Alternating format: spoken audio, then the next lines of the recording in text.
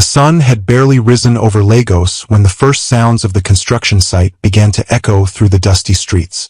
Metal rods clanged together. Buckets scraped against the ground. Workers shouted instructions over the noise of mixing cement. A faint orange glow spread across the horizon as the city slowly woke up.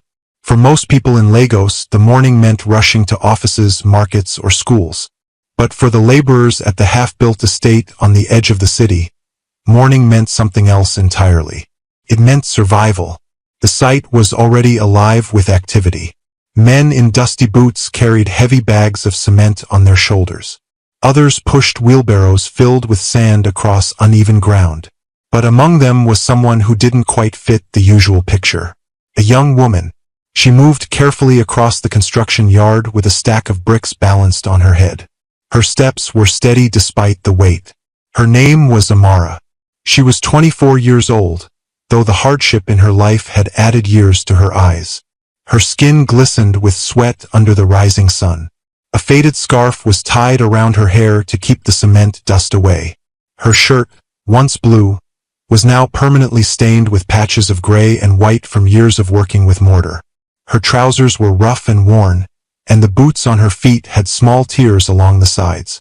Yet, despite the exhaustion in her body, she carried herself with quiet strength. Amara carefully lowered the bricks beside a wall that was still under construction. "More blocks!" one of the supervisors shouted impatiently. "I'm bringing them," she replied. Her voice was firm, though slightly breathless. Some of the men nearby glanced at her and chuckled. One of them wiped sweat from his forehead and shook his head. "I still don't understand why they let a woman work here," he muttered. Another laughed. She probably had nowhere else to go. Amara heard them. She always did. But she didn't respond. Instead, she bent down, picked up another set of bricks, and lifted them carefully onto her head. The weight pressed against her neck, but she walked forward without hesitation. Over the past 3 years, she had learned something important. People would always talk. But talk didn't put food in your stomach. Work did. The air around the site grew hotter as the sun climbed higher. Dust floated through the air, clinging to skin and clothes. The smell of wet cement mixed with sand filled the atmosphere. Some workers took breaks under a nearby tree, but Amara kept moving. Block after block, trip after trip, back and forth across the site. Her arms ached, her shoulders burned, but she refused to slow down, because every brick she carried meant something. Another day of survival. Another day she wouldn't sleep hungry. Near the corner of the site, a large mixer rumbled loudly as 2 workers poured cement and sand inside. Amara approached them with an empty wheelbarrow. "Need help?" she asked. One of the men looked at her, surprised. "You've been carrying blocks since morning," he said. "Aren't you tired?" Amara gave a small shrug. "If I stop, someone else will take the job." The man couldn't argue with that. Jobs like these were hard to find, especially for someone like her. She grabbed a shovel and began scooping wet cement into the wheelbarrow. The mixture was heavy and sticky, but she worked quickly, her movements efficient from experience.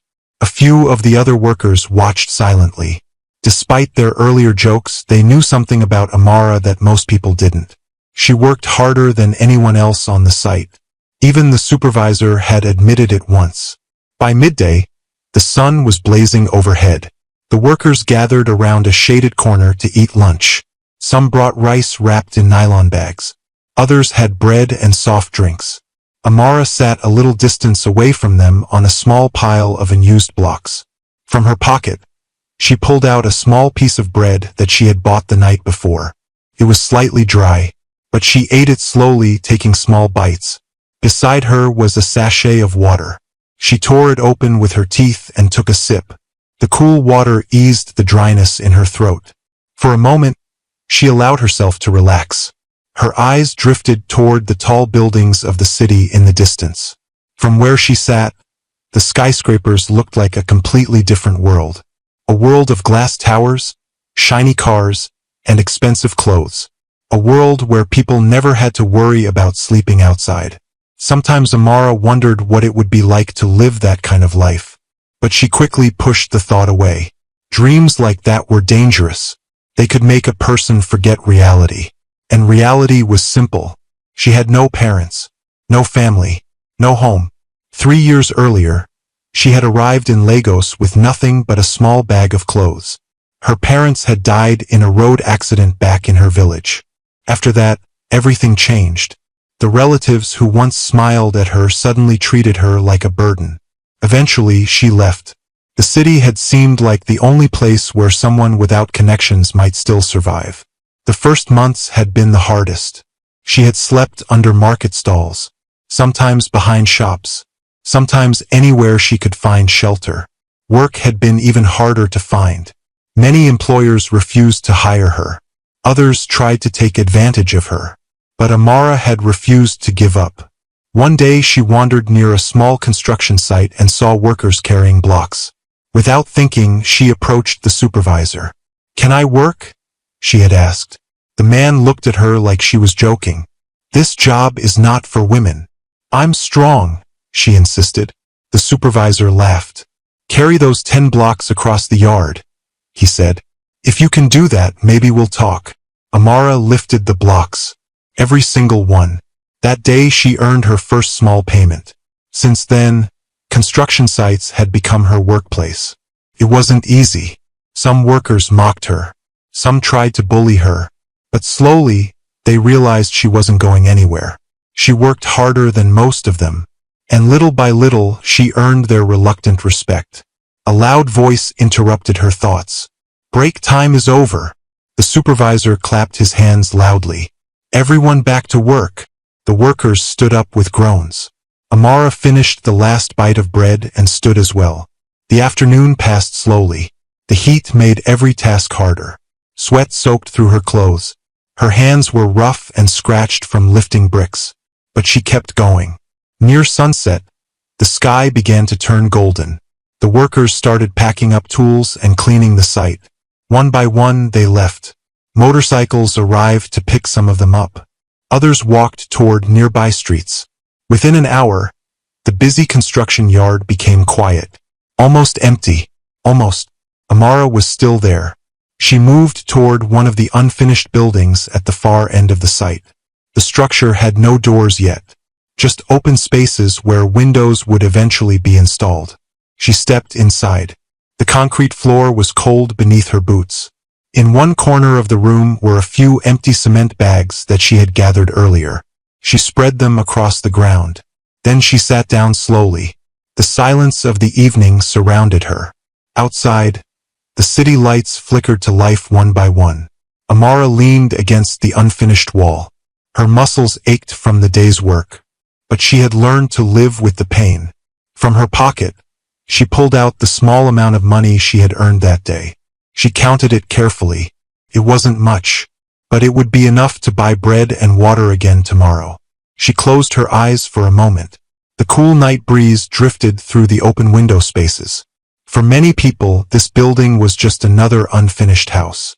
But for Amara, it was home, at least for now. She lay down on the cement sacks and looked up at the open ceiling. Above her, the sky was filled with stars. For a brief moment, a quiet thought crossed her mind. One day, life will change. She didn't know how. She didn't know when. But something deep inside her refused to stop believing. Little did she know that somewhere across the city, a man whose world was made of luxury, power, and wealth was about to make a decision that would bring him directly to this construction site. And when their worlds finally collided, nothing would ever be the same again. Morning sunlight poured through the enormous glass windows of the 32nd floor of Adeyemi Holdings Tower, one of the most recognizable buildings in Lagos. From that height, the city looked almost peaceful.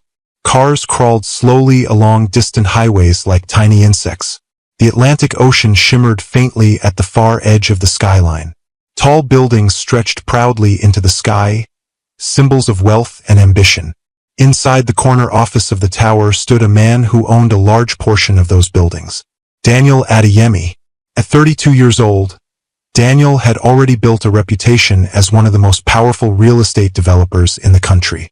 His company owned luxury apartments, shopping complexes, hotels, and entire housing estates across Nigeria.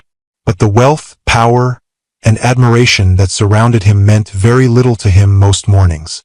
Daniel stood quietly beside the glass window, his hands tucked into the pockets of his tailored charcoal suit.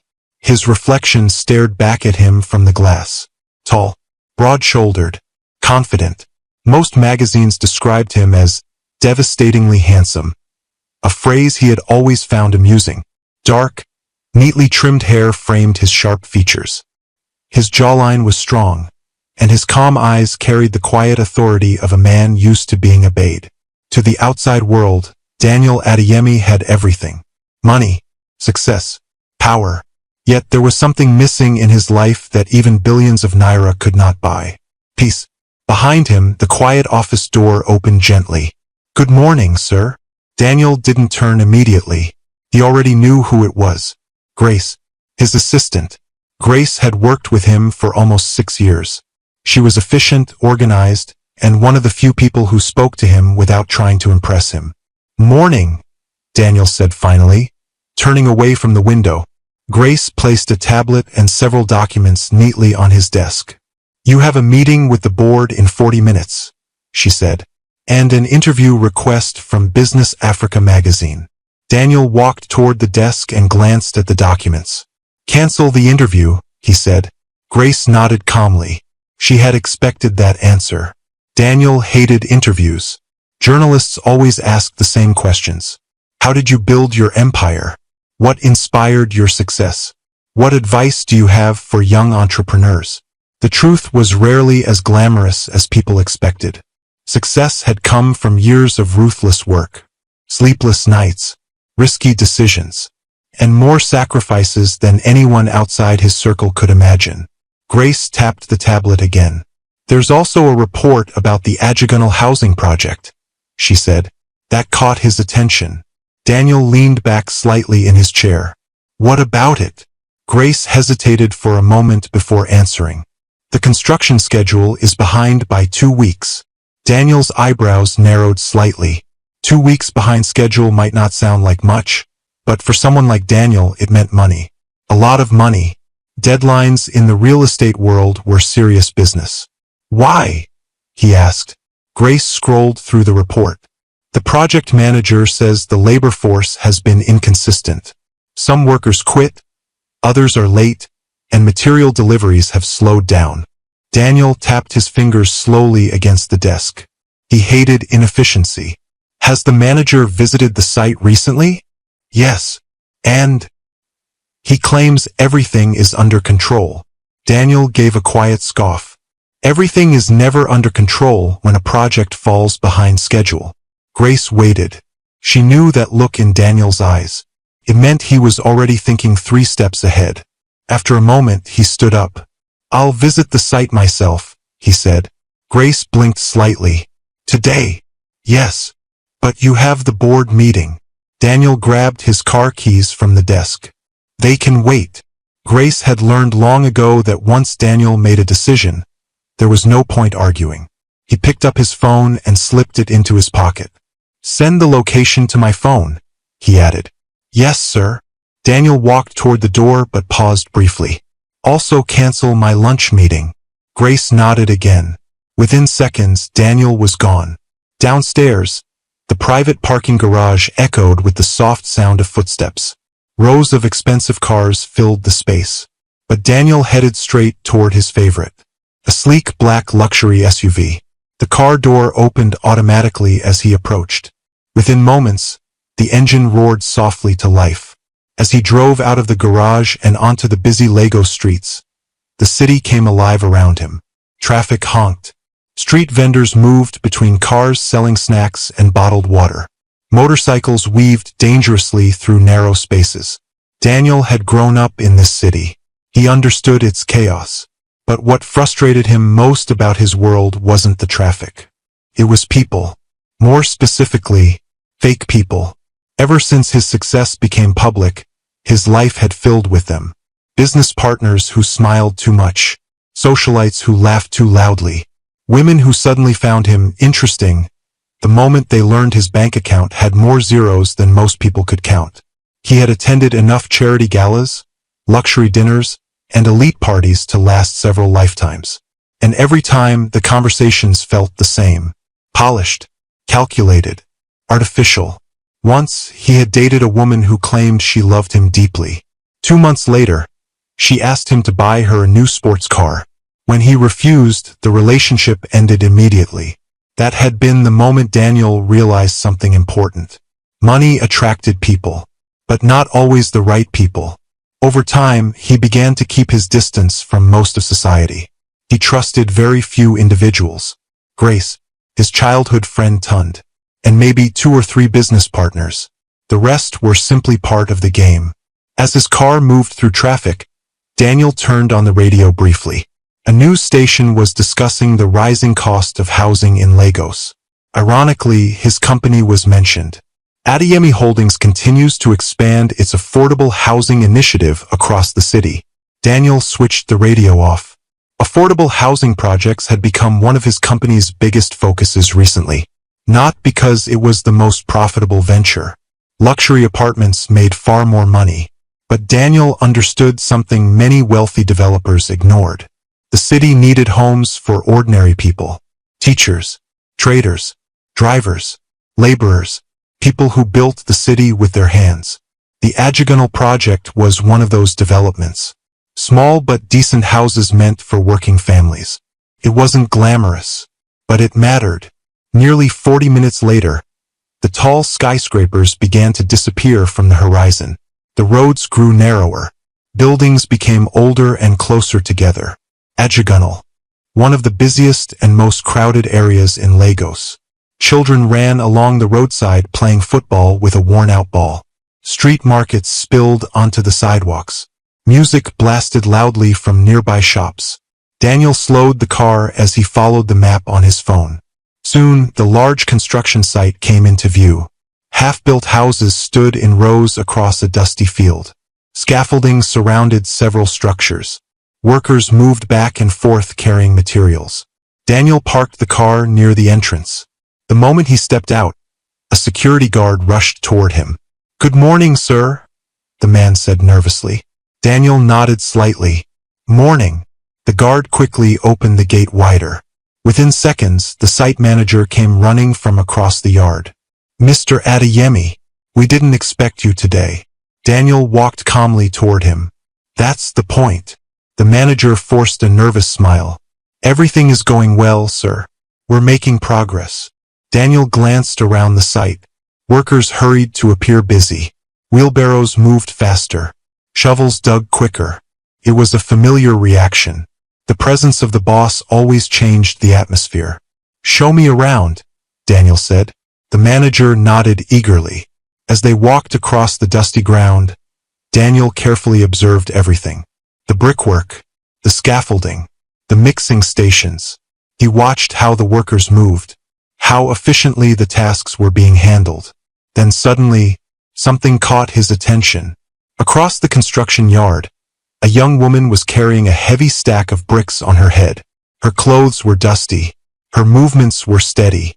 Unlike the other workers who occasionally slowed down, she moved with determined focus.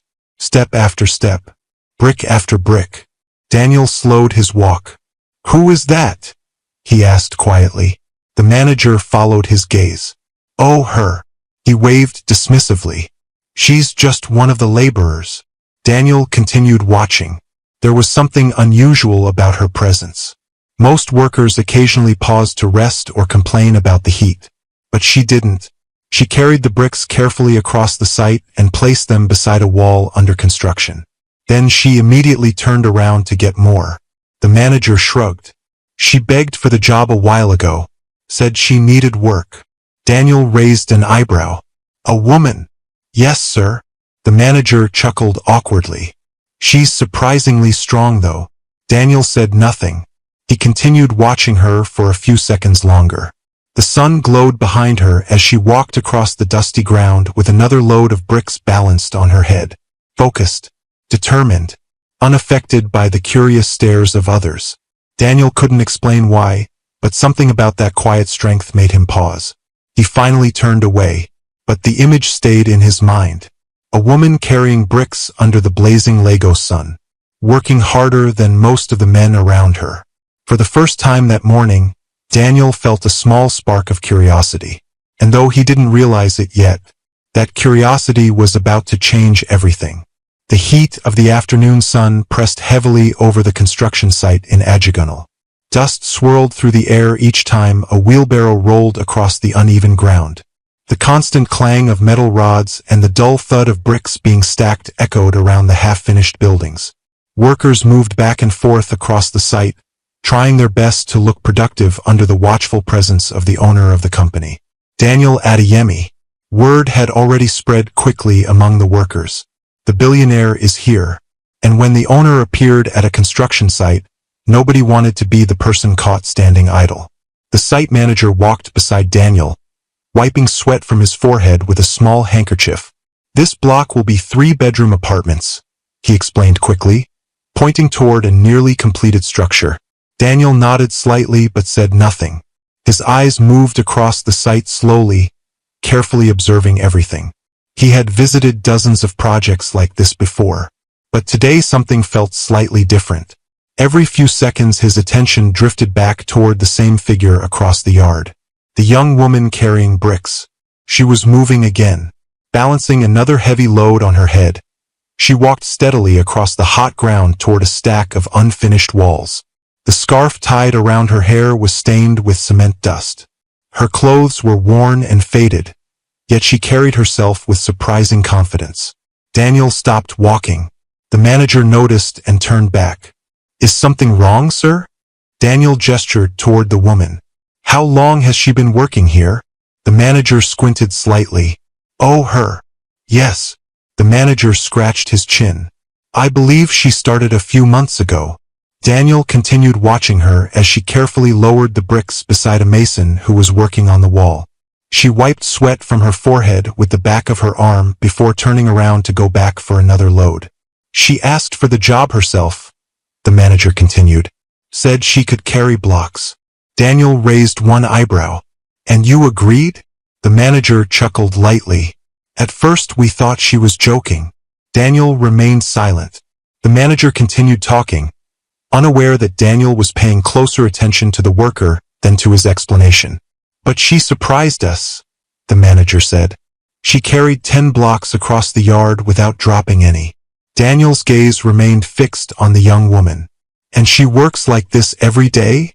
"Yes," the manager shrugged. "She's actually one of the hardest workers here." Daniel nodded slowly.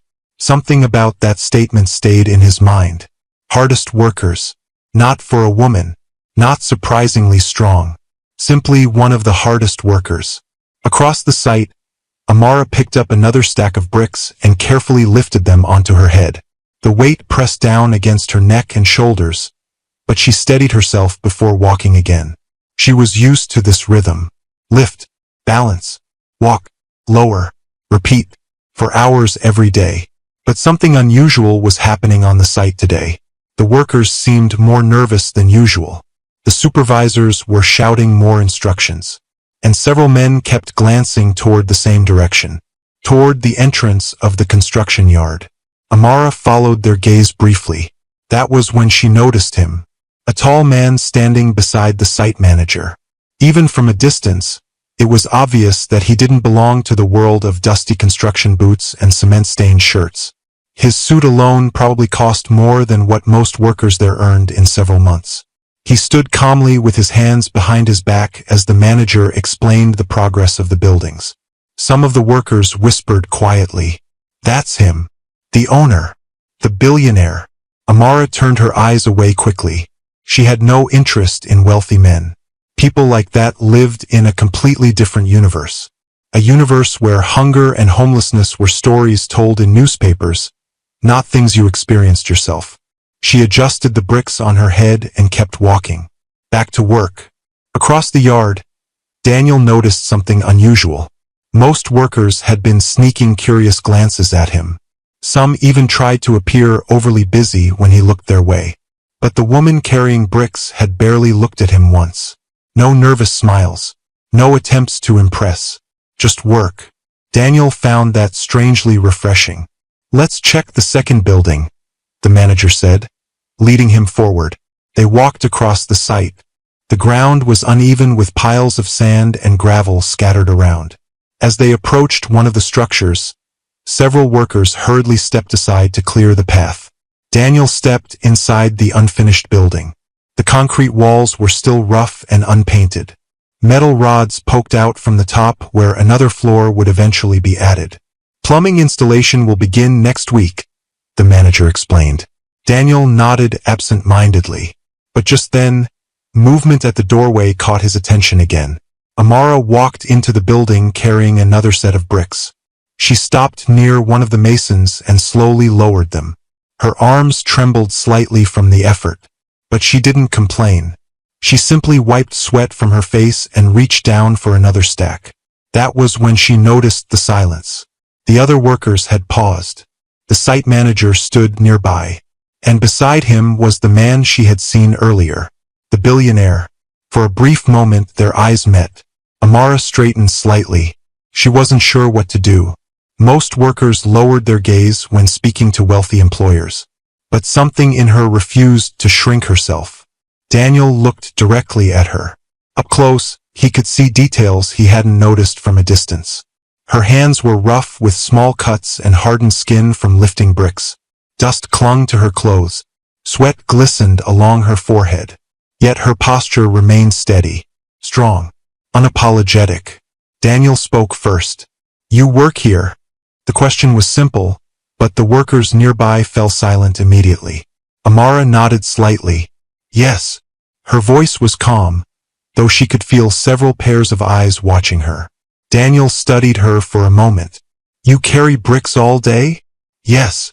There was no complaint in her voice, just a simple statement. The site manager laughed lightly. "She works harder than most of the men here," he said. Amara shot him a quick look, slightly embarrassed by the attention. Daniel's lips curved faintly. "What's your name?" "Amara." "Just Amara?" "Yes." Daniel noticed the way she answered. Short, direct, no unnecessary politeness. It reminded him of the workers he had known years ago when he first started his company. Before the suits, before the boardrooms, before the wealth. He glanced at the bricks beside her. "That looks heavy." She shrugged slightly. "You get used to it." One of the workers nearby chuckled quietly. "Sir, she can carry more bricks than some of us." Amara shook her head. "That's not true." But Daniel noticed something else. Her voice carried quiet pride, not arrogance, just the confidence of someone who knew her strength. Daniel nodded once. "Good." He turned slightly toward the manager. "Let's continue." The manager quickly led him deeper into the building. The workers resumed their tasks. The moment passed, but Amara felt something strange. The billionaire had spoken to her like she was normal, not like someone beneath him, not like someone invisible, just like another worker. She shook the thought away. It didn't matter. He would leave soon, and life would continue exactly as it had before. Across the building, Daniel continued inspecting the structure, but his mind drifted back briefly to the young woman carrying bricks. Most people in his world tried desperately to impress him, yet she had shown no interest in his wealth or status, just work. For reasons he couldn't fully explain, that stayed with him. After nearly an hour, the inspection ended. Daniel walked back toward the entrance of the construction site. The workers continued their tasks under the fading afternoon sun. As he reached his car, the site manager spoke nervously. "Thank you for visiting, sir. We'll make sure the project returns to schedule." Daniel nodded. "See that it does." He opened the car door, but before getting inside, he glanced once more across the yard. Amara was there again, walking steadily across the dusty ground with another stack of bricks balanced carefully on her head. Unaware that someone powerful was watching her, Daniel entered the car. The engine started quietly. As he drove away from the construction site, the city streets slowly came back into view. But a small thought lingered in his mind. A woman working harder than everyone else, carrying bricks under the scorching Lagos sun. He didn't know why, but he had a feeling that wouldn't be the last time he visited that construction site. The sun hung high above the construction site, its heat pouring down relentlessly over the unfinished buildings of the new housing estate. Dust floated lazily through the air as workers moved back and forth across the ground. The sharp clanging of metal rods mixed with the rough scraping of shovels digging into piles of sand. It was another long afternoon in Ajagunal. For the laborers on the site, the hours felt endless. Sweat soaked through their shirts as they carried cement, mixed mortar, and laid bricks under the burning sun. Amara wiped her forehead with the back of her arm and adjusted the scarf tied around her hair. Her muscles were already aching, but the day was far from over. She bent down and picked up another stack of bricks. The rough edges scratched lightly against her palms as she carefully lifted them. With practiced balance, she placed the stack on her head and straightened her back. A deep breath. Then she started walking again, step by step across the dusty yard. She had been working since sunrise, just like every other day. The rhythm of construction had become familiar to her. Carry bricks, stack them beside the mason, return for more, sometimes mix cement, sometimes push a wheelbarrow filled with sand.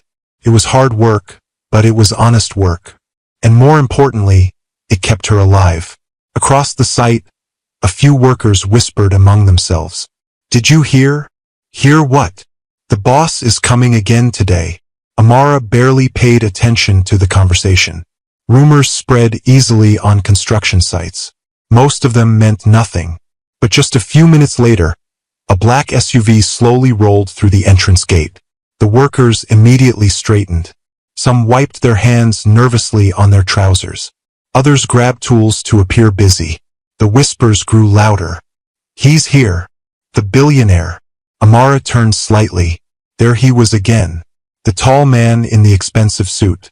Daniel Adeyemi. He stepped out of the car calmly and spoke briefly with the site manager. From a distance, Amara could hear the manager's voice rising slightly as he explained something about the progress of the buildings. Daniel listened quietly. He looked exactly the same as the day before. Calm, confident, completely out of place among the dusty workers and piles of bricks. Amara watched for only a second before turning away. She had work to do, and people like Daniel Adeyemi didn't belong in her world. She walked toward the building where the masons were working on the second floor. A wooden scaffold stood along the outer wall, allowing workers to climb up and continue laying bricks higher along the structure. Amara climbed the short ladder carefully, balancing the bricks on her head. When she reached the top platform, one of the masons smiled. "Ah, Amara," he said. "Right on time." She carefully lowered the bricks beside him. "More coming," she replied. The mason began spreading mortar along the wall. "You should rest sometimes," he said casually. "You've been working non-stop." Amara shrugged. "Rest doesn't buy food." The mason chuckled softly. "You're stronger than half the men here." She ignored the comment and picked up another set of bricks. Down below, Daniel walked slowly across the site with the manager. He was observing the progress more closely this time. "How many workers are here daily?" he asked. "About 40, sir," the manager replied quickly. Daniel nodded. "And materials?" "Deliveries arrive every 2 days." Daniel glanced up at the scaffolding where several workers were laying bricks along the second floor. Among them, he recognized a familiar figure. The woman, Amara. Even from a distance, her movements stood out. She carried the bricks carefully up the ladder and placed them beside the mason without hesitation. While others paused to stretch or complain about the heat, she simply kept working. Daniel watched her for a moment. Something about that determination fascinated him. But just as he was about to turn away, something unexpected happened. A loud cracking sound echoed from the scaffolding. One of the wooden support beams shifted suddenly. The mason froze. "Wait!" Before he could finish speaking, a stack of bricks near the edge tipped forward.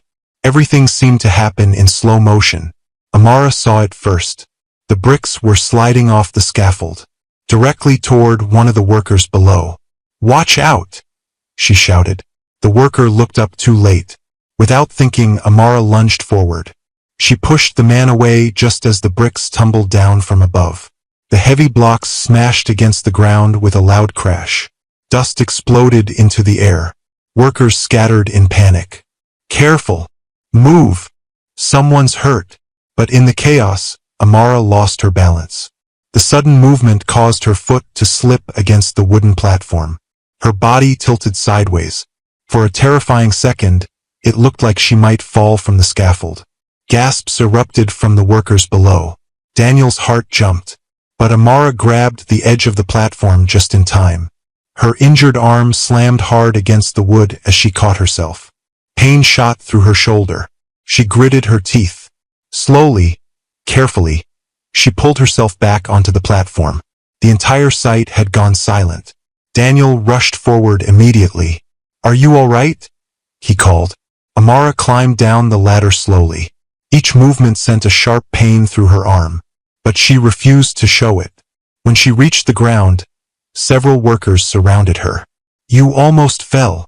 That was dangerous. Your arm." "I'm fine," Amara said quickly. Daniel stepped closer. Up close, he could see the small cut forming along her forearm where the wood had scraped her skin. Blood mixed slightly with the dust on her skin. "You're not fine," he said. Amara looked up at him. For a moment, she felt strangely aware of how close he was. His expensive cologne faintly cut through the dusty air of the site. His expression wasn't angry. It was concerned. "I've had worse," she said calmly. Daniel frowned slightly. The workers nearby exchanged glances. It wasn't every day someone spoke so casually to a billionaire. Daniel turned toward the site manager. "Why wasn't that scaffold secured properly?" The manager looked nervous. It must have loosened, sir. We'll fix it immediately." Daniel's voice remained calm but firm. "See that you do." Then he turned back toward Amara. "You pushed that worker out of the way." She shrugged lightly. "He didn't see the bricks falling. You could have been seriously injured. That happens sometimes here." Daniel studied her face carefully.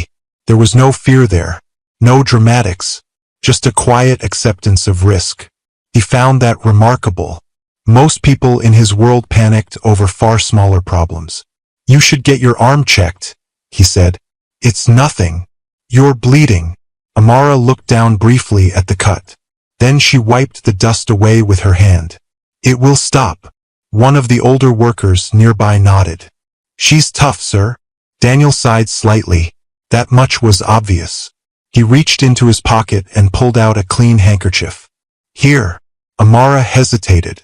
Then she accepted it quietly and wrapped it loosely around her arm. "Thank you," she said. The words were simple but sincere. Daniel nodded. For a brief moment, neither of them spoke. Around them, the workers slowly returned to their tasks. The noise of construction resumed. But something had changed. Several of the workers looked at Amara with newfound respect. She had just saved someone from serious injury. Daniel glanced toward the damaged scaffold. "Work stops on that section until it's repaired," he said to the manager. "Yes, sir." He turned back toward Amara once more. "You should rest today." She shook her head immediately. "I can still work." Daniel raised an eyebrow. "You almost fell from a scaffold." "And I didn't." There was a quiet determination in her voice. Daniel couldn't help the small smile that appeared at the corner of his lips. "You're stubborn." "Maybe." He studied her for a moment longer. Then he nodded. "Be careful." Amara nodded slightly. "I will." Daniel walked back toward his car. But as he left the site, he couldn't stop thinking about what had just happened. Most people ran away from danger. She had run toward it, without hesitation, without thinking about herself. And for the first time since he began visiting the construction site, Daniel realized something. The quiet bricklayer with dusty clothes and tired eyes was unlike anyone he had ever met before. The sun slowly disappeared behind the crowded skyline of Lagos, painting the sky in deep shades of orange and purple. The construction site in Ajagunal, which had been loud and busy all day, was beginning to grow quiet. One by one, the workers packed up their tools. Wheelbarrows were pushed into corners. Buckets were washed quickly with leftover water. Wooden planks and ladders were stacked against unfinished walls.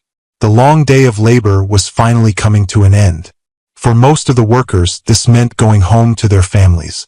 Some climbed onto motorcycles waiting outside the gate. Others walked down the dusty road toward nearby streets where buses and tricycles waited.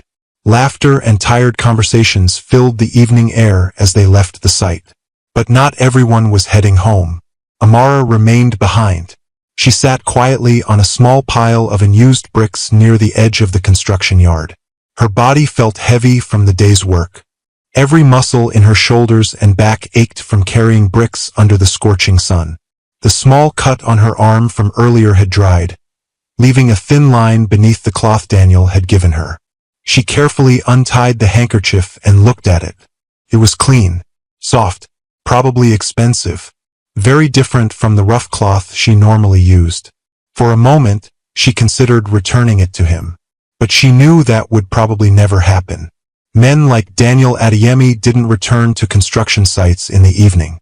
They returned to luxury houses and expensive dinners. Amara folded the handkerchief neatly and slipped it into her pocket. Then she reached into another pocket and pulled out the small amount of money she had earned that day. She counted it carefully. Not much, but enough. Enough for a small meal. Earlier that afternoon, she had stopped by a roadside stall and bought a loaf of bread and 2 sachets of water. It was the cheapest meal she could afford. She tore off a small piece of bread and took a bite. The bread was slightly dry, but she ate slowly, making it last. The evening breeze drifted through the construction yard, carrying faint sounds of traffic from the nearby road. For the first time that day, the place felt peaceful. Amara looked up at the unfinished buildings surrounding her. Rows of houses slowly rising from piles of sand and bricks. One-day families would live there. Children would run through the streets. Lights would shine through the windows at night. She had helped build many houses like these across the city. Yet she had never lived in one. The thought made her smile slightly. Life had a strange sense of humor. She took another sip from the sachet of water. Just then, the distant sound of a car engine broke the quiet. Amara frowned slightly. Very few vehicles came to the construction site at night. The black SUV slowly rolled through the open gate. Her eyes widened slightly when she recognized it. Daniel Adeyemi stepped out of the car. He looked different from earlier. His suit jacket was gone, and his sleeves were rolled up slightly. But he still carried the calm confidence that seemed to follow him everywhere. Amara quickly swallowed the piece of bread in her mouth. She wasn't expecting anyone to see her there, especially him. Daniel noticed her almost immediately. She was sitting alone on the pile of bricks, holding a piece of bread in one hand and a sachet of water in the other. For a moment he simply stood there. The image was simple, yet it struck him deeply. A young woman who had spent the entire day lifting bricks under the sun, eating bread for dinner. He walked toward her slowly. Amara stood up quickly out of respect. "Good evening, sir," she said. Daniel nodded. "Good evening." For a brief moment, neither of them spoke. The evening air felt strangely quiet around them. Daniel glanced at the bread in her hand. "Is that your dinner?" Amara hesitated. Then she nodded. "Yes." Daniel looked around the empty construction site. Everyone else went home. "They have homes to go to." Her answer was simple, but something about the way she said it made Daniel pause. "And you?" Amara shrugged slightly. "I stay here sometimes." Daniel frowned. "Here?" She pointed toward one of the unfinished buildings. "Inside there." For a moment, Daniel thought he might have misunderstood. "You sleep here?" "Yes." The answer came so calmly that it took him a second to process it. "You mean, you're homeless?" Amara nodded quietly. Daniel looked at her more carefully now. The dusty clothes, the worn boots, the tired eyes that still carried a strange quiet strength. "How long?" he asked. 3 years. Daniel was silent. 3 years. Sleeping inside unfinished buildings. Surviving on small construction jobs. He had built dozens of housing projects across the city.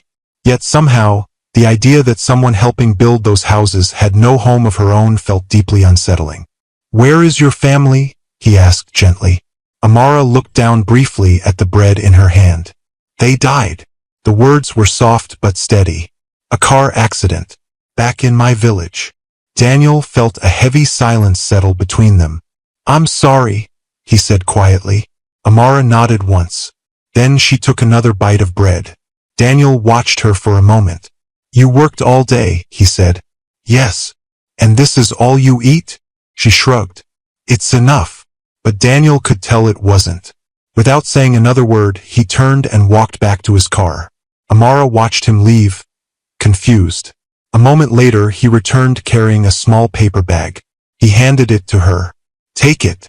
Amara looked inside the bag. There was rice, grilled chicken, and a bottle of juice. Her eyes widened slightly. This is too much. It's just food. She hesitated. I can't take it. Why not? Because I didn't earn it.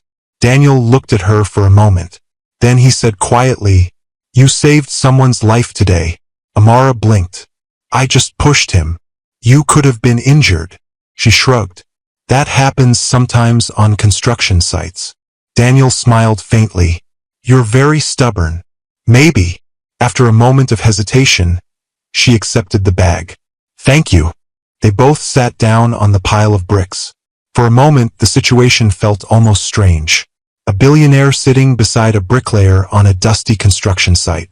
Amara slowly opened the container of rice. The smell alone made her realize how hungry she really was. She ate slowly at first. But after a few bites, the hunger she had been ignoring all day took over. Daniel watched quietly. You don't have to eat slowly, he said. She laughed softly. I'm trying to make it last. Daniel leaned back slightly, looking at the unfinished houses around them. Why did you choose this kind of work? He asked. Amara wiped her hands lightly. Because someone finally gave me a chance.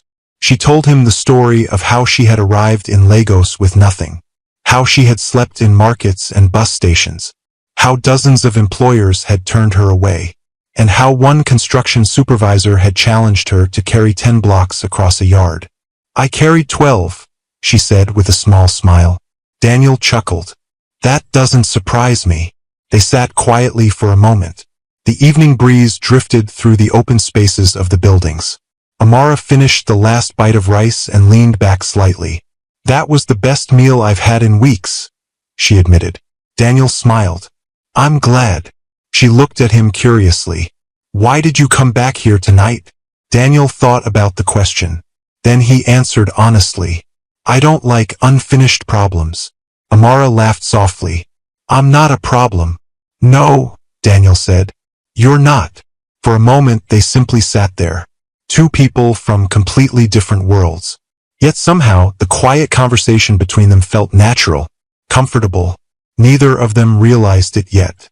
But that simple meal shared on a pile of bricks was the beginning of something that would change both of their lives forever.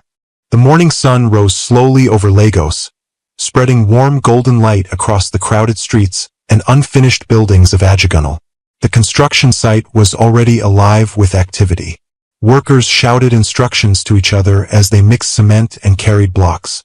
Wheelbarrows creaked across the dusty ground, and the steady rhythm of hammers striking metal rods echoed through the air.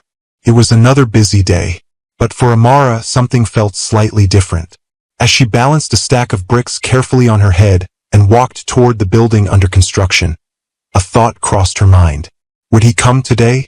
She quickly pushed the thought away. Why would he? Daniel Adeyemi was a billionaire. A man with meetings, companies, and responsibilities far more important than visiting a dusty construction site. And yet, for the past 3 days he had returned. Not during official inspections. Not with managers and supervisors following him around. But quietly, in the evenings. Each time, he parked his car outside the gate and walked inside alone. And each time, he ended up sitting beside her on the same pile of bricks where they had shared that first meal. At first, Amara had assumed it was coincidence. But by the third evening, it was obvious. He was coming to talk to her. The thought still felt strange.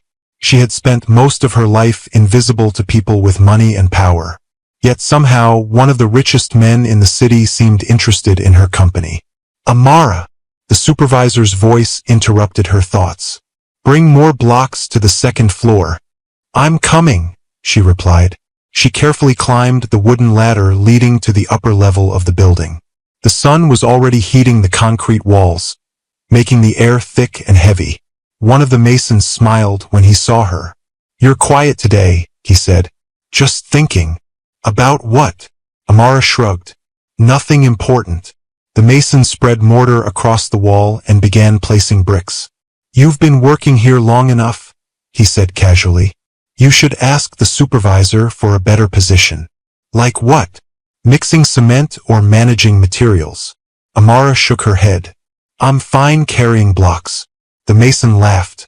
"You're the only person I know who says that." Amara smiled slightly but didn't answer. She continued working until the afternoon sun began to sink lower in the sky. The hours passed quickly. Lift bricks. Carry them. Place them beside the wall. Repeat. But every now and then, she found her eyes drifting toward the entrance of the construction site. The gate remained empty. By evening, the workers began leaving again. The site slowly grew quiet as motorcycles and tricycles carried laborers back toward their homes. Amara finished stacking the last pile of bricks and stretched her tired arms. The sky was turning deep orange. For a moment, she stood there watching the road outside the gate. Nothing. She shook her head slightly. Of course he's not coming today, she thought. Why would a billionaire visit a construction site every evening? It had probably just been a temporary curiosity. Amara walked toward the unfinished building where she usually slept. But just as she reached the doorway, the sound of an engine echoed faintly through the quiet yard. She froze. Slowly, she turned around. The familiar black SUV rolled through the open gate. Her heart skipped slightly. Daniel stepped out of the car and spotted her immediately. A small smile appeared on his face. "Good evening, Amara." She tried not to smile back too quickly. "Good evening, sir." He walked toward her. "I see you're still working hard. That's the job." Daniel glanced around the now empty construction site. "You finished for the day?" "Yes." He nodded. Then he held up a small paper bag. "Dinner." Amara laughed softly. "You keep bringing food. You keep eating bread. That's cheaper." Daniel shrugged. "I prefer rice." They sat down on the same pile of bricks as before. Amara opened the bag and found 2 containers of food. She looked up at him. "You brought 2. "Yes." "You're eating here?" Daniel leaned back slightly. "Why not?" Amara couldn't help smiling. For the second time that week, a billionaire was sitting beside her on a dusty construction site eating takeaway food. It was the kind of thing no one would believe if she told them. As they ate, the evening breeze drifted through the yard. The city lights began to appear in the distance. "So," Daniel said, "how was work today?" "The same as yesterday. And the day before that." "That's construction work." Daniel nodded thoughtfully. "Do you ever think about doing something else?" Amara looked at him curiously. "Like what?" "I don't know. Something easier." She shook her head. "I'm not afraid of hard work." "I can see that." She took another bite of rice. After a moment, she asked, "What about you? What about me?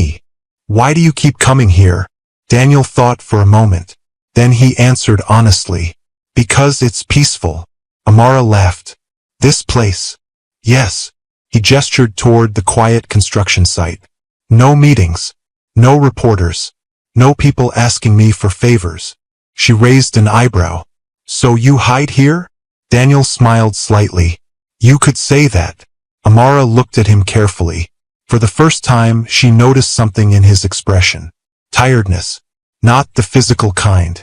The kind that came from carrying too many responsibilities. "You must have a very busy life," she said. Daniel chuckled.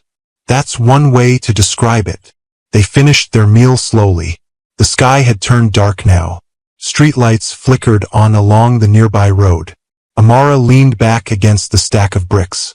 "You know," she said, "if the workers see you here, they'll start talking." Daniel raised an eyebrow. "Talking about what?" "A billionaire eating dinner with a bricklayer." "That doesn't bother me." "It might bother them." Daniel shrugged. "Let them talk." Amara smiled faintly. "You're strange. I've been called worse." For a moment, they sat in comfortable silence. Then Daniel asked something that surprised her. Amara, what would you do if your life suddenly changed? She frowned slightly. What do you mean? If you had money, a home, opportunities. Amara thought about the question carefully. I'd still work. Daniel looked surprised. You wouldn't stop? She shook her head. Work gives life meaning. Daniel studied her for a moment. In his world, most people worked to earn money. But she worked simply to survive, and somehow still found dignity in it. That impressed him more than he expected. Eventually, Daniel stood up. I should go. Amara nodded. Good night. Good night, Amara. He walked toward his car. But before getting inside, he turned back briefly. See you tomorrow. Amara blinked slightly. Tomorrow. Daniel smiled. If you're still carrying bricks. She laughed softly. I will be. The car drove away slowly. Amara stood there watching until the red taillights disappeared down the road. Then she walked back toward the unfinished building. For the first time in a long while, the cold concrete floor didn't feel quite as lonely. And somewhere across the city, Daniel Adeyemi realized something unexpected. For years, his world had been filled with luxury, wealth, and powerful people. Yet somehow, the most honest conversations he'd had in years were happening on a pile of dusty bricks beside a homeless bricklayer. The next morning, the construction site buzzed with its usual noise. The sun had barely risen, yet workers were already moving across the dusty ground carrying cement, mixing mortar, and stacking piles of bricks beside unfinished walls. But beneath the usual rhythm of labor, something else was stirring. Whispers. Low conversations passed quietly between workers as they pushed wheelbarrows and climbed scaffolds. Did you see him again yesterday? Yes, after everyone left. They were sitting over there, talking and eating. One of the younger workers chuckled. I swear that Billionaire comes here just to see that girl. Which girl? Amara, of course.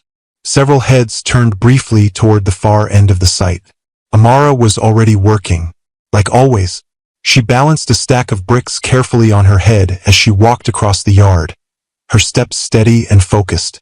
Sweat glistened along her forehead as the early morning heat began to build. The whispers continued behind her.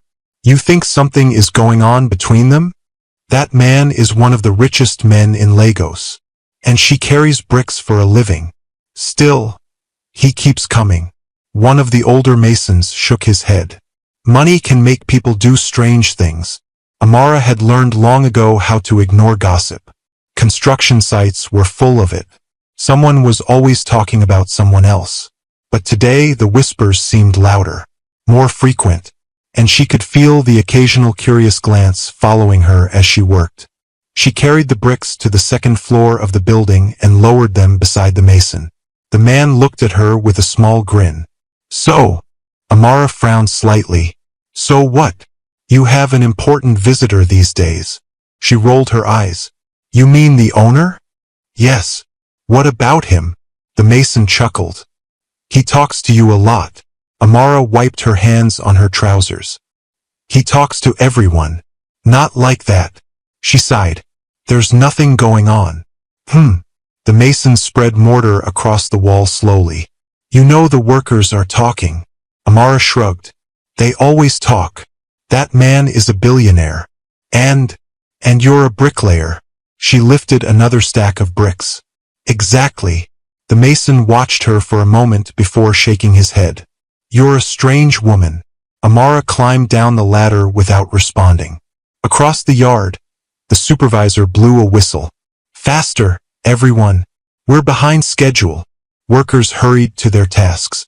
Amara grabbed a wheelbarrow and began pushing sand toward the cement mixer. But even as she worked, she could feel the atmosphere around her had changed. Curious looks, whispered conversations. The story of the billionaire visiting the site had already begun spreading, and she had a feeling it wouldn't stop anytime soon. Across the city, Daniel Adeyemi sat in his office at Adeyemi Holdings Tower. The large glass windows behind him showed the bustling Lagos skyline, but his attention was focused on the documents spread across his desk.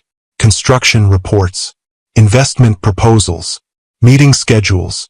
Normally, Daniel moved through his work quickly and efficiently. But today his mind kept drifting.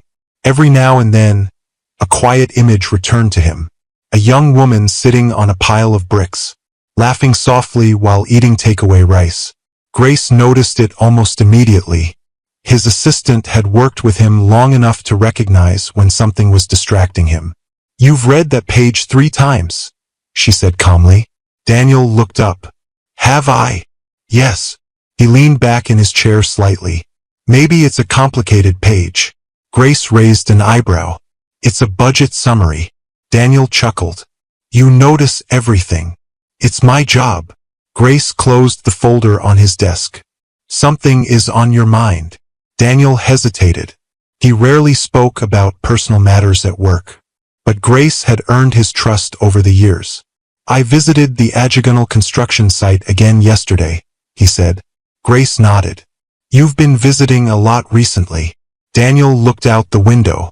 "There's a worker there." Grace waited. "A woman," he continued. "She carries bricks." Grace blinked slightly. "A bricklayer?" "Yes." "And?" Daniel thought for a moment. "She's different." Grace crossed her arms. "Different how?" "She works harder than anyone else on the site." "That's impressive." "And she's homeless." Grace's expression softened slightly. "That's unfortunate." Daniel nodded.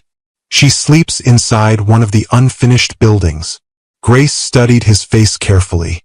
"And you've been visiting her?" Daniel didn't deny it. "We talk." Grace smiled faintly.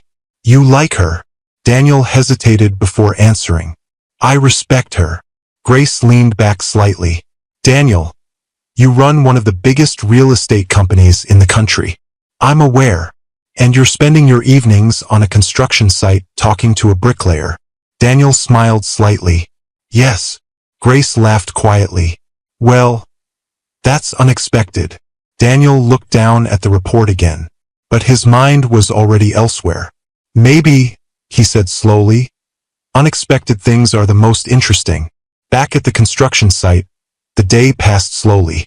The afternoon heat was intense. Workers wiped sweat from their faces as they continued carrying materials and laying bricks. Amara moved steadily through her tasks, trying to ignore the occasional whispers that drifted through the site. But just before sunset, the familiar sound of a car engine reached her ears. She froze for a moment, then slowly turned toward the gate. The black SUV rolled inside. The workers noticed immediately. The whispers returned. "He's here again. See, I told you." Daniel stepped out of the car and walked calmly across the yard. He spotted Amara almost immediately. She was pushing a wheelbarrow full of sand toward the cement mixer.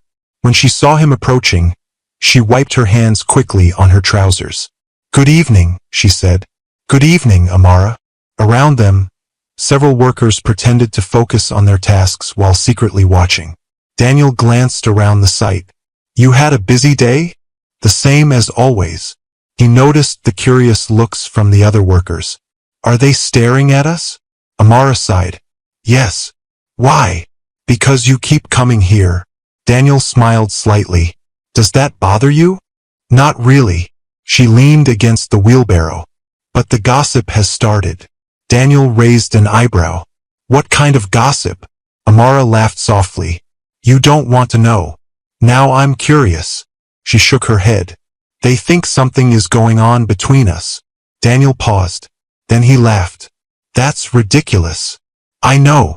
But construction workers have a lot of imagination." Daniel leaned casually against the wheelbarrow beside her. "Well, let them imagine." Amara looked at him in surprise. "You're not worried about your reputation?" Daniel shrugged. "My reputation survives worse things than gossip." Amara smiled faintly.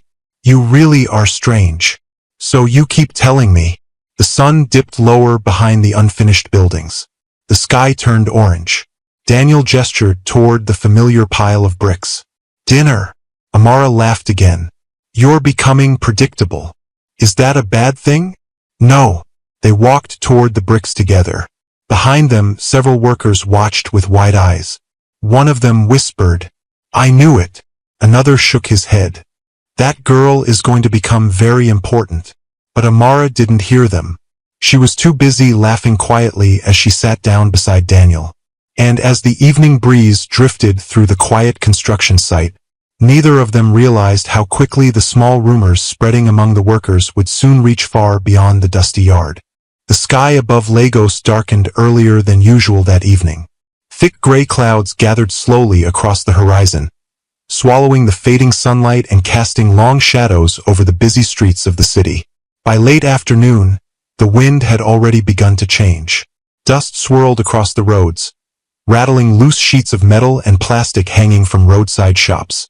People hurried along sidewalks, glancing up nervously at the sky. Everyone could feel it coming. A storm. At the Ajagonal construction site, the workers were moving faster than usual. The wind pushed against the unfinished buildings, whistling through the empty window spaces and half-built walls. The supervisor clapped his hands loudly. Everyone hurry! Pack the tools before the rain starts. Workers rushed to gather buckets, ladders, and wooden planks. The sky had turned almost black. A low rumble of thunder echoed in the distance. Amara lifted the final stack of bricks she had been carrying and placed them carefully beside the wall the masons had been working on all afternoon. Sweat mixed with dust across her face. The wind tugged at the scarf tied around her hair. One of the masons glanced at the sky nervously. "This rain will be heavy," he said. Amara nodded. "I can feel it." Another loud crack of thunder rolled across the sky. Within minutes, the first drops of rain began to fall. Slow at first, then faster. Workers grabbed their bags and hurried toward the gate. Motorcycles arrived quickly to pick up some of them. Others ran down the road, trying to beat the storm before the rain grew worse. The supervisor shouted one last instruction. "Everyone leave. We continue tomorrow." Within 15 minutes, the busy construction site was nearly empty. Rain began pouring down harder now. Water splashed against the dusty ground, turning it quickly into mud.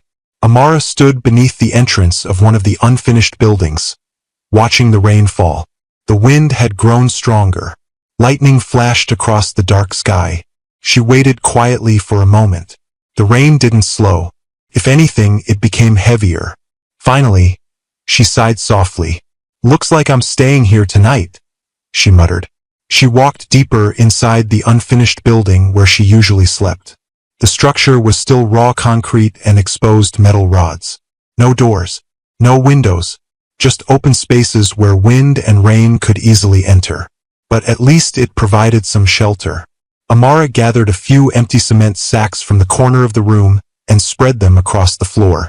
It wasn't comfortable, but after years of sleeping in worse places, she had learned to adapt. Outside, the rain intensified. Water poured through the open spaces of the building, dripping along the walls and splashing onto the concrete floor. The wind howled through the unfinished structure. Thunder cracked loudly overhead. Amara wrapped her arms around herself and leaned against the wall. The cold air seeped through her clothes. She pulled one of the empty cement sacks over her shoulders like a blanket. For a moment, she closed her eyes. Storms always made the city feel lonely.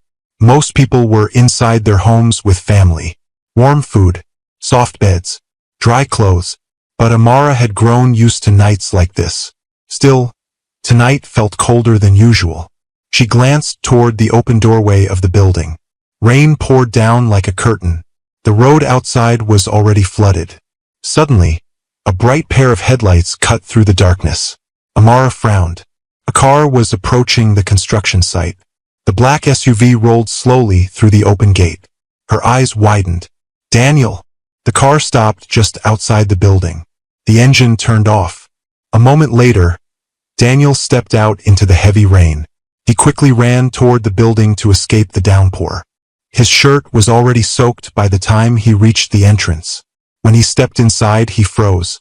Amara was sitting on the cement sacks, staring at him in surprise. For a moment, neither of them spoke. The sound of the storm filled the empty building. Finally, Daniel exhaled.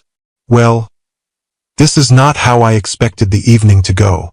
Amara stood up quickly. "You came in this storm?" "I was driving back from a meeting," he said, brushing rainwater from his hair. The roads are flooded everywhere. He glanced around the unfinished building. Then his eyes returned to her. You're sleeping here tonight? Yes. Daniel looked at the cement sacks on the floor, the cold concrete walls, the wind blowing rain through the open window spaces. A heavy feeling settled in his chest. You can't stay here in this weather. Amara shrugged slightly. I've stayed here in worse. Lightning flashed across the sky. Thunder exploded loudly a few seconds later. Daniel stepped closer to the doorway and looked outside. Rain poured down harder than ever. Driving through the city right now would be difficult, possibly dangerous. He turned back toward her. Looks like we're both stuck here. Amara laughed softly. A billionaire trapped in a construction site. Daniel smiled slightly. Life is unpredictable. The wind blew another wave of rain into the building. Daniel looked around for a dry place to sit. There wasn't much. Eventually, he sat down beside her on the cement sacks. For a moment, they simply listened to the storm. The sound of rain against the concrete roof. The distant rumble of thunder. The whistle of wind through the open walls. Daniel rubbed his hands together slightly. It's colder than I expected. Amara nodded. That's why I used the sacks. She handed him one of the empty cement bags. Here. Daniel looked at it. You're giving me your blanket? You're shivering. He chuckled quietly. You're very observant. He wrapped the sack loosely around his shoulders. You've survived 3 years of this? Amara nodded. At first it was difficult. And now it's just life. Daniel studied her quietly. He couldn't imagine living like this, sleeping in unfinished buildings, facing storms like this alone. Yet she spoke about it as if it were simply another ordinary part of her life. Lightning flashed again.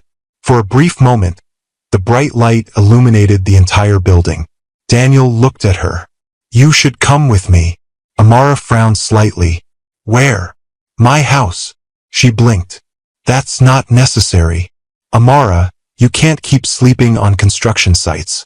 I've managed so far. Daniel shook his head. That doesn't make it right. She looked down at the floor. For a moment, neither of them spoke. Then she said quietly, I don't want charity. Daniel leaned forward slightly. It's not charity. What is it then? He thought for a moment before answering. It's help. Amara looked up at him. The storm raged outside. Rain continued pouring through the open spaces of the building. For the first time in years, she felt uncertain. Part of her wanted to refuse. She had survived alone for so long. Accepting help felt strange. But another part of her was tired. Tired of sleeping on concrete floors. Tired of cold nights. Tired of facing storms alone. Daniel spoke again gently. You deserve better than this. Amara stared at him for a long moment. Then she looked out at the rain pouring through the dark construction site. The wind blew another cold gust into the building. Finally, she exhaled slowly. I'll think about it. Daniel nodded. That's all I ask. They sat quietly together as the storm continued outside. Neither of them realized it yet. But that rainy night in the unfinished building was the moment when their lives truly began to change. Morning came slowly after the long night of rain. The storm had finally faded just before dawn, leaving the city washed and quiet. Puddles of water filled the uneven roads around Ajagunal, and the wet ground reflected the pale morning light. Inside the unfinished building of the construction site, Amara stirred from her light sleep. The cold concrete beneath her reminded her exactly where she was. She blinked slowly and sat up. For a moment, she thought the events of the previous night might have been a dream. But then she saw him. Daniel Adeyemi was sitting near the doorway of the building, his back resting against the rough concrete wall. His sleeves were still rolled up, and his once perfectly styled hair now looked slightly messy after the storm. He was holding his phone, reading something quietly. Amara rubbed her eyes slightly. You stayed. Daniel looked up. Good morning. She stretched her stiff arms. You could have left after the rain stopped. The roads were still flooded, he said calmly. And I didn't want to wake you. Amara looked around the unfinished building. The floor was still damp in some places. Water had leaked through parts of the roof during the storm. A few empty cement sacks lay scattered around them. She stood slowly. Her muscles felt sore after sleeping on the hard floor. Daniel watched her for a moment before speaking again. "Did you think about what I said last night?" Amara knew exactly what he meant. The offer. A home. A different life. She walked toward the open doorway and looked out at the construction site. Workers had not yet arrived. The entire place was quiet. For 3 years, places like this had been her shelter. Unfinished buildings. Market stalls. Empty corners of the city. It had never been comfortable. But it had been familiar. Accepting Daniel's help meant stepping into a completely different world. She turned back toward him. "I'm not sure I belong in your world," she said quietly. Daniel stood up. "My world isn't as special as people think." She gave a small smile. "You're a billionaire." "Yes. And I carry bricks for a living." "That doesn't make you less important." Amara looked at him carefully. His voice carried sincerity. No pity. No arrogance. Just quiet determination. "You really think I deserve a better place than this?" she asked. Daniel glanced around the empty building. The cold concrete floor. The damp walls. The exposed metal rods sticking out of unfinished ceilings. "Yes," he said simply. Amara was silent for a moment. Then she sighed softly. "All right." Daniel blinked. "All right. I'll accept your help." A small smile appeared on his face. "You won't regret it." "We'll see." Daniel grabbed his car keys. "Come on." Amara looked down at her dusty clothes. "I can't go anywhere like this." Daniel chuckled slightly. "You've seen the inside of construction sites. My house can survive a little dust." She shook her head but followed him outside. The ground squished beneath their boots as they walked across the wet construction yard. The black SUV was parked just outside the gate. Amara hesitated for a moment before climbing into the passenger seat. The interior of the car felt completely different from the world she was used to. Soft leather seats. Cool air conditioning. Quiet engine. Daniel started the car. As they drove away from the construction site, Amara looked back through the window. The unfinished buildings slowly disappeared behind them. For 3 years, that place had been her shelter. Now she was leaving it behind. She wasn't sure how she felt about that. The city streets grew busier as morning traffic began. Vendors arranged goods along sidewalks. Buses honked loudly. Motorcycles sped past cars in narrow spaces. Amara watched everything carefully. "So," Daniel said casually, "first we stop somewhere to get you some clothes." She looked at him. "You don't have to buy me clothes. You can't stay in dusty construction clothes forever. I've managed so far." Daniel smiled slightly. "You're very stubborn." "I've heard that before." He drove into a shopping district where tall buildings and large stores lined the streets. Amara's eyes widened slightly.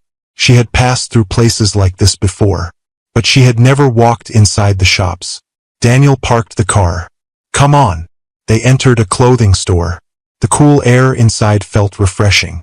Bright lights reflected off polished floors. A saleswoman approached them immediately. "Good morning, sir." Daniel nodded. "She needs a few things." The woman looked at Amara. Her dusty boots and worn clothes clearly stood out in the elegant store.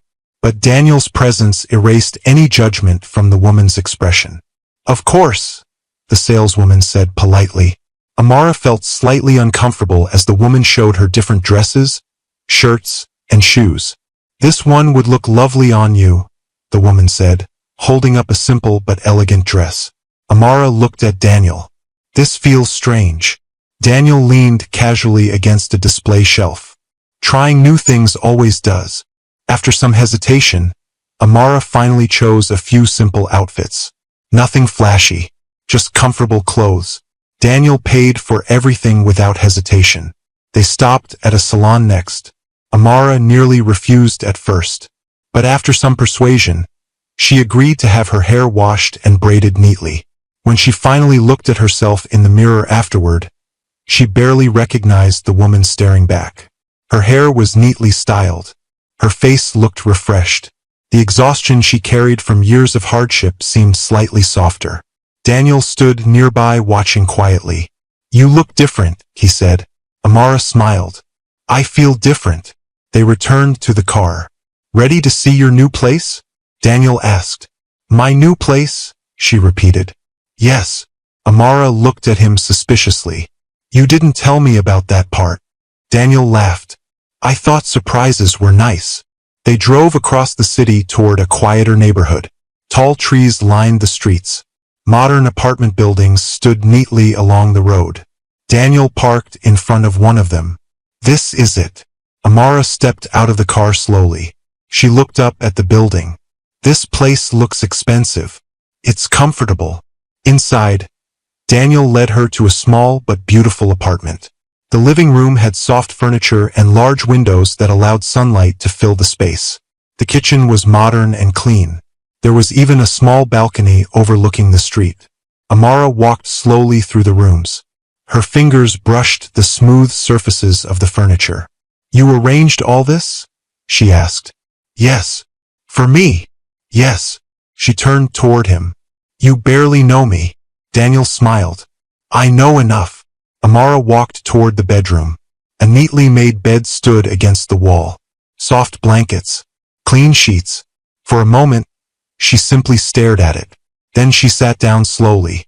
The mattress sank comfortably beneath her weight. She laughed softly. "I forgot beds could feel like this."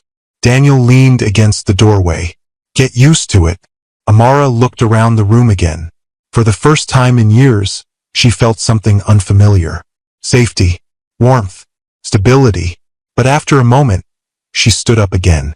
"There's one condition," she said. Daniel raised an eyebrow. "What condition?" "I'm still working." "At the construction site?" "Yes." Daniel looked surprised. "You don't have to." "I want to." "Why?" Amara crossed her arms. "Because that job is part of who I am." Daniel studied her for a moment. Then he nodded. "All right. You're serious?" "Yes." Amara smiled slightly. "Good." Daniel walked toward the balcony and looked out over the quiet street below. "Then I guess tomorrow morning." He turned toward her. "You'll still be carrying bricks." Amara laughed. "Yes." And as the sun slowly filled the apartment with warm light, she realized something important. Her life had just changed forever. But she wasn't leaving her past behind. She was simply building something new, one brick at a time. The sun shone brightly over Lagos the next morning, reflecting off glass buildings and busy streets as the city came alive once again. Inside the small apartment Daniel had arranged, Amara stood near the window, watching the early traffic below. Cars moved slowly along the road. Street vendors arranged fruits and snacks beside the sidewalk. A bus conductor shouted loudly as passengers hurried to board. Everything looked normal. Yet to Amara, the world felt slightly different today. For the first time in 3 years, she had woken up in a real bed. The soft mattress had felt strange at first. She had tossed and turned several times during the night, not used to such comfort. Even the silence of the apartment had felt unfamiliar. No dripping rain. No cold wind pushing through unfinished walls. No hard concrete floor. Just quiet. She wrapped her arms around herself and smiled softly. So this is what normal life feels like, she thought. But despite the comfort around her, one thing remained the same. She was going back to work. Amara walked into the bedroom and picked up the simple clothes she had chosen the day before. Not the elegant dress the saleswoman had suggested. Instead, she wore a comfortable shirt and strong trousers, clothes she could move easily in. When she finished dressing, she tied a scarf around her hair the same way she always had before carrying bricks. Some habits were difficult to change. She glanced at herself in the mirror. Even in simple clothes, she looked different now. Cleaner, healthier. But the determined expression in her eyes remained the same. After grabbing a small bag, she stepped out of the apartment. The construction site was already busy when she arrived. Workers moved across the yard carrying tools and materials as usual. But the moment Amara walked through the gate, something strange happened. Several workers stopped what they were doing. Others whispered quietly. One of the younger laborers nudged his friend. Look, is that? It's her. Amara noticed the attention immediately. She frowned slightly. The mason she usually worked with stared at her in disbelief. Amara? Yes. What happened to you? She raised an eyebrow. What do you mean? You look different. Another worker joined them. Where did you get those clothes? Amara shrugged. I bought them. With what money? She didn't answer. Instead, she walked toward the pile of bricks and lifted several onto her head. Just like always, the workers exchanged confused glances. She still carries bricks? I thought she... Shoo! But the whispers didn't stop. The story had already spread across the site. Everyone knew the billionaire had been visiting her. Now she had suddenly disappeared from the construction site the night of the storm, and returned looking completely different. Rumors grew quickly. The supervisor approached cautiously. You didn't come yesterday morning, he said. I had something to do. He looked at her carefully. Well, you're back now. Yes. He scratched his head slightly. You still want to work? Amara adjusted the bricks on her head. Yes. The supervisor shrugged. All right then. As she walked toward the building under construction, several workers stared at her. But Amara ignored them. Work was work. And she wasn't about to stop just because her life had changed slightly. Across the city, Daniel sat inside his office. He had been staring at the same email for several minutes without reading it properly. Grace noticed immediately. You're distracted again. Daniel leaned back in his chair. Maybe. Grace closed the folder she was holding. You visited the construction site again yesterday. Daniel nodded. Yes. And? Daniel smiled slightly. She agreed to accept help. Grace raised an eyebrow. That's good. I arranged an apartment for her. Grace looked impressed. That was generous. Daniel stood and walked toward the window. Below him, the city stretched endlessly. I'm taking her to dinner tonight. Grace smiled knowingly. So this isn't just about helping a worker anymore. Daniel didn't answer immediately. Instead, he watched the cars moving far below. Finally, he said quietly, I think I'm falling in love with her. Grace blinked. That was fast. Daniel chuckled softly. Not really. Grace crossed her arms. You're serious? Yes. Grace studied his face carefully. In all the years she had worked for him, she had never seen him talk about anyone like this. Well, she said finally, I hope she deserves you. Daniel smiled. She deserves more than me. That evening, Amara returned to her apartment after another long day of work. She had carried bricks, mixed cement, climbed scaffolds, just like always.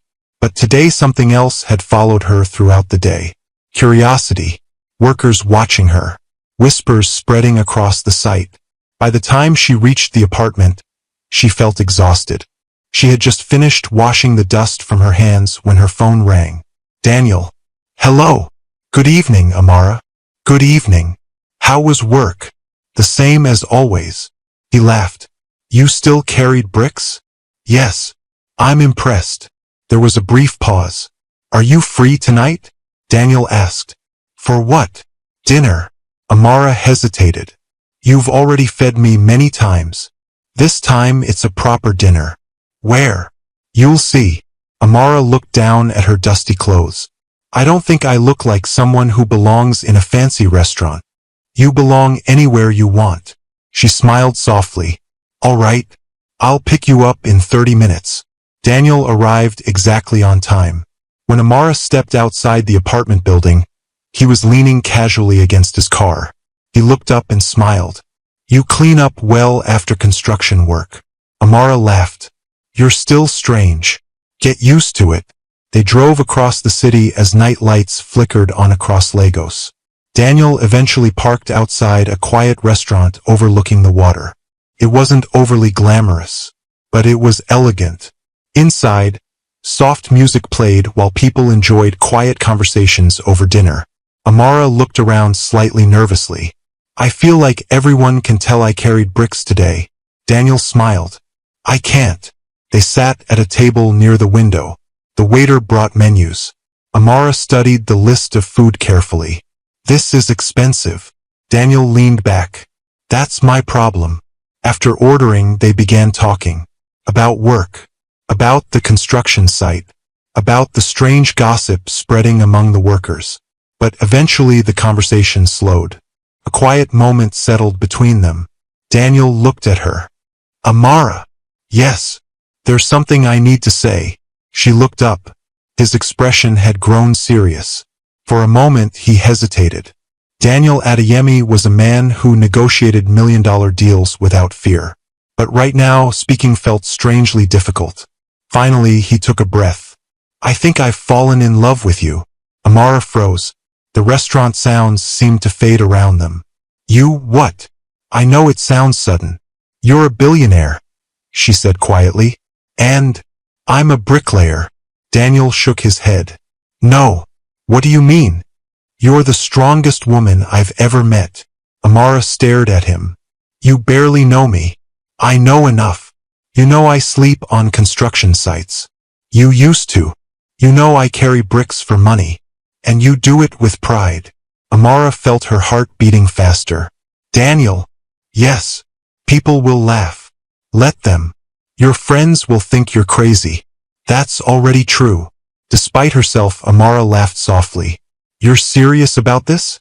Daniel nodded. Completely. She looked down at the table. Her entire life had been about survival. Work, food, shelter. Love had never been part of the plan. But now a man from a completely different world was sitting across from her, saying he loved her. Finally, she looked up again. I don't know what the future looks like, she said slowly. Neither do I. But I know one thing. What? I don't want to stop seeing you. Daniel smiled. That's a good start. Outside the restaurant window, the lights of Lagos shimmered across the dark water. And for the first time since their worlds had collided, both of them realized something. This was no longer just friendship. It was the beginning of something far deeper. The news began as a whisper. Like most rumors in Lagos, it started small, passing quietly between workers at the construction site. The boss is dating her. Which boss? Daniel Adeyemi. And who is the woman? The bricklayer. Within days, the whisper had turned into conversations. Workers talked about it during lunch breaks. Drivers repeated the story to passengers. Street vendors discussed it while selling fruit and roasted corn. Soon the story spread beyond Ajagunal. A billionaire and a bricklayer.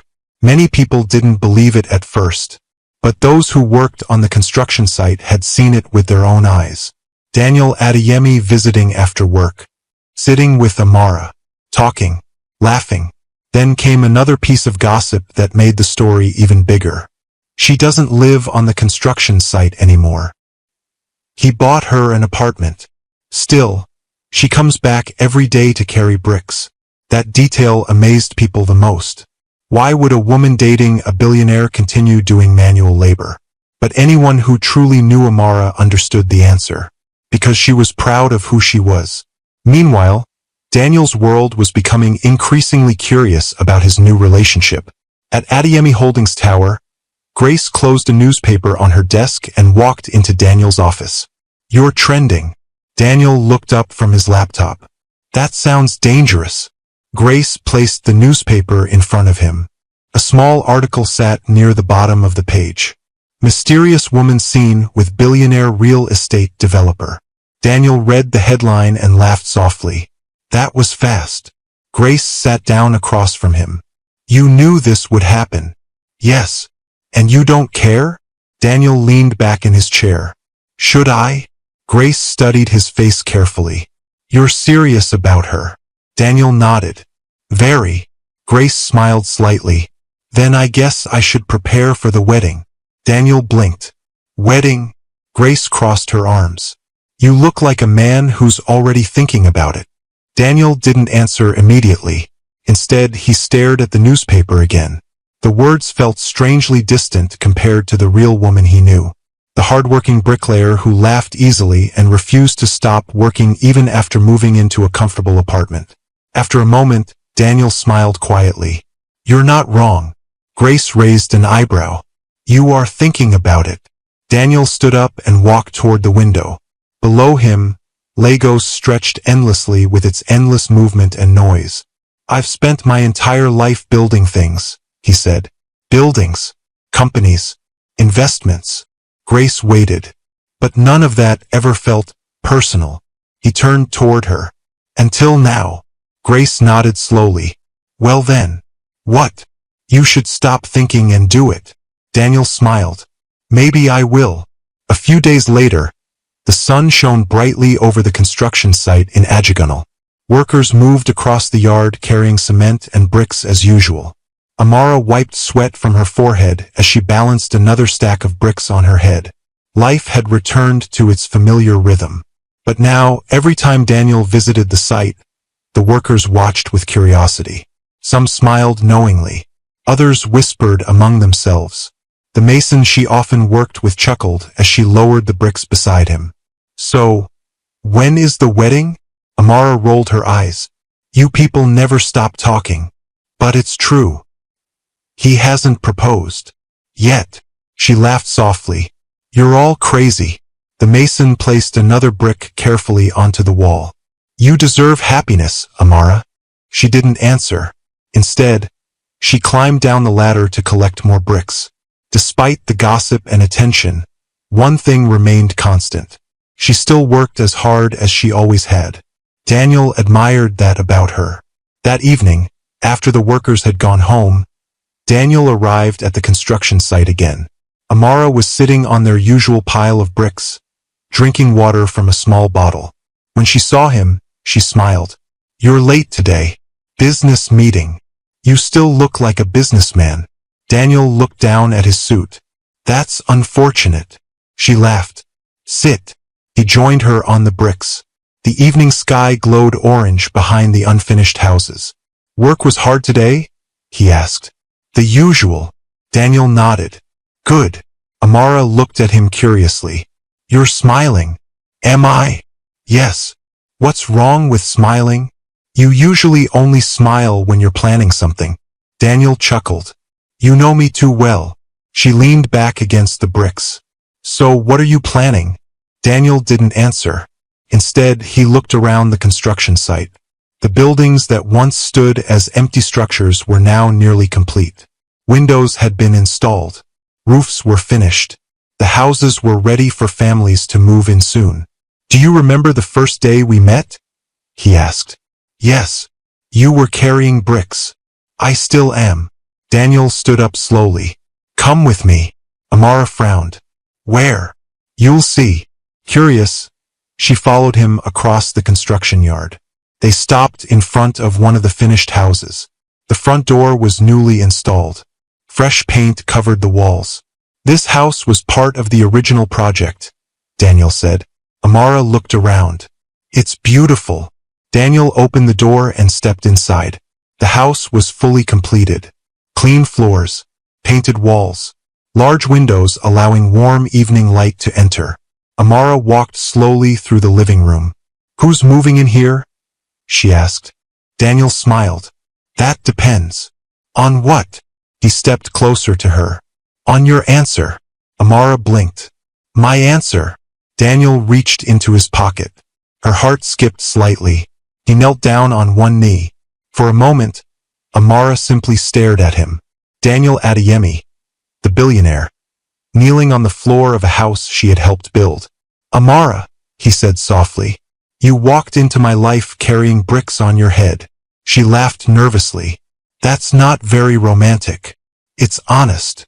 He opened the small box in his hand. Inside was a ring. Simple, elegant, but beautiful. You taught me something important, Daniel continued. What? That strength isn't measured by money. Her eyes began to fill with tears.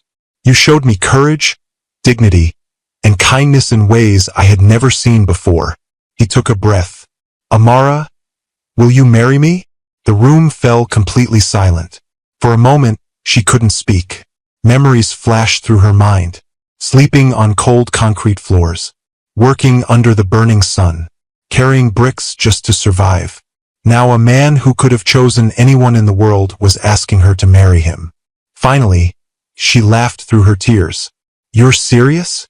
Daniel smiled. "Very." She wiped her eyes. "You know people will never stop talking. I hope they don't. And your friends. They'll survive." Amara shook her head slowly. "You're crazy. That's not an answer." She looked at the ring again, then back at him. "Yes." Daniel's smile widened. "Yes. Yes." He slipped the ring onto her finger. Then he stood up and pulled her into a warm embrace. Outside, the last light of the sunset shone through the windows of the house she had once helped build. And for the first time in her life, Amara truly felt like she had come home. The news of the engagement spread faster than anyone expected. Within days, nearly everyone connected to Daniel Adeyemi's world had heard the story. A billionaire real estate developer, engaged to a former homeless bricklayer. Some people were shocked. Some people laughed. Others were simply curious. But no matter what anyone thought, one thing was certain. The entire city wanted to see this wedding. Inside Adeyemi Holdings Tower, Grace stood in Daniel's office holding a stack of papers. She placed them neatly on his desk. "These are the final wedding plans," she said. Daniel glanced at the documents. "I didn't know weddings involved this much paperwork." Grace smiled. "You're marrying a woman the entire city is talking about." Daniel leaned back in his chair. "I'm marrying Amara." Grace nodded. "Yes, but the world sees something different." "What do they see?" "A billionaire marrying a bricklayer." Daniel shrugged. "Then let them watch." Grace crossed her arms. "They will." Meanwhile, across the city, Amara sat quietly in the living room of her apartment. A wedding planner stood nearby showing her different designs for dresses. "This one is very popular," the woman said, holding up a beautiful white gown with delicate lace. Amara stared at it in disbelief. "People actually wear this?" The planner laughed softly. "Of course." Amara shook her head. 3 years ago I was sleeping inside unfinished buildings." The planner smiled warmly. "And now you're about to become the wife of one of the richest men in the country." Amara looked down at the ring on her finger. Sometimes it still felt unreal. But one thing remained the same. She was still the same woman. The same bricklayer who had carried blocks under the burning sun. Daniel had never tried to change that. That was one of the reasons she loved him. Finally, she pointed to the dress. "This one." The planner beamed. "Excellent choice." The days leading up to the wedding passed quickly. Friends, business partners, and curious members of the public talked endlessly about the unusual couple. Some people doubted the relationship. "He'll get bored eventually." Others were impressed. Maybe true love still exists. But none of those opinions mattered to Daniel or Amara. To them, the wedding was simply the next step in their story. The morning of the wedding arrived with clear blue skies. Sunlight poured gently across the city as preparations began early. The ceremony would take place in a beautiful outdoor venue overlooking the water. White chairs were arranged neatly beneath a large decorated arch. Flowers lined the walkway leading to the altar. Soft music played as guests began arriving. Luxury cars pulled up one after another. Business executives, celebrities, friends, even some curious journalists. Many of them whispered as they took their seats. "Have you seen the bride? They say she used to carry bricks. I heard she was homeless." Grace sat near the front of the ceremony area. She watched the guests quietly with a small smile. Let them whisper. Soon they would see the truth. Inside a nearby room, Amara stood in front of a large mirror. Her wedding dress flowed softly around her. Her hair was styled neatly with delicate decorations woven into the braids. For a moment, she simply stared at her reflection. The woman in the mirror looked elegant, confident, beautiful, but deep down, she was still the same girl who had once balanced stacks of bricks on her head. There was a gentle knock on the door. Grace stepped inside. "You look stunning." Amara smiled nervously. "I feel like someone else." Grace shook her head. "No, you look exactly like the woman Daniel fell in love with." Amara took a deep breath. Is everyone here? Yes. And Daniel? Grace laughed. He's trying to look calm. Amara smiled. Trying? Yes. He's failing. They both laughed softly. Grace gently squeezed her hand. Ready? Amara nodded slowly. Yes. Outside, the music shifted. Guests turned their heads toward the entrance. Daniel stood at the altar wearing a tailored suit. For a man who negotiated massive business deals without fear, his heart was beating faster than usual. His friend Tund leaned toward him. You look nervous. Daniel smiled slightly. Just excited. Tund chuckled. Sure. The music grew louder. Then everyone stood. Amara appeared at the end of the aisle. A soft gasp moved through the crowd. She looked radiant, elegant, graceful. But there was something else in the way she walked. Confidence. The quiet strength of someone who had faced life's hardest challenges and survived. Step by step, she walked down the aisle. Daniel watched her with a smile he couldn't hide. In that moment, he didn't see a former bricklayer. He saw the woman who had changed his life. When she reached the altar, they stood facing each other. The officiant began the ceremony. Friends and family listened as vows were exchanged. When it was Daniel's turn to speak, he took Amara's hands gently. I built my life creating buildings and businesses, he said. But you showed me something more important. Amara smiled softly. What's that? That the strongest foundations are built with love. Several guests wiped tears from their eyes. Then it was Amara's turn. She looked at Daniel. For years I carried bricks just to survive. She paused. But somehow those same bricks led me to you. Daniel laughed quietly. And I promise, she continued, to build a life with you that is stronger than any building in this city. The officiant smiled. Well then, I think we're ready. He raised his hands slightly. By the power vested in me, I now pronounce you husband and wife. Daniel didn't wait. He leaned forward and kissed her. The crowd erupted into applause. Even the guests who had arrived with skepticism now smiled warmly. Because in that moment, the truth was obvious. This wasn't a story about money. It wasn't a story about status. It was a story about love. Later that evening, the reception was filled with laughter and celebration. Music played. People danced. Lights shimmered across the venue. Daniel and Amara stood together on the balcony overlooking the water. The city lights sparkled across the dark surface below. Amara leaned against him. Do you remember the first time we talked? She asked. Of course.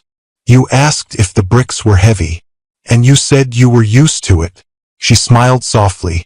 Life feels lighter now. Daniel wrapped his arm around her. That's because you don't have to carry everything alone anymore. Amara looked out across the city. Somewhere out there was the construction site where everything had started. The place where a homeless bricklayer had met a curious billionaire. Funny, she said quietly. What is? Love built our life the same way I built houses. Daniel raised an eyebrow. How? Brick by brick. Daniel smiled. And as the music played behind them and the night stretched beautifully across the city, the billionaire and the bricklayer began the next chapter of their lives together.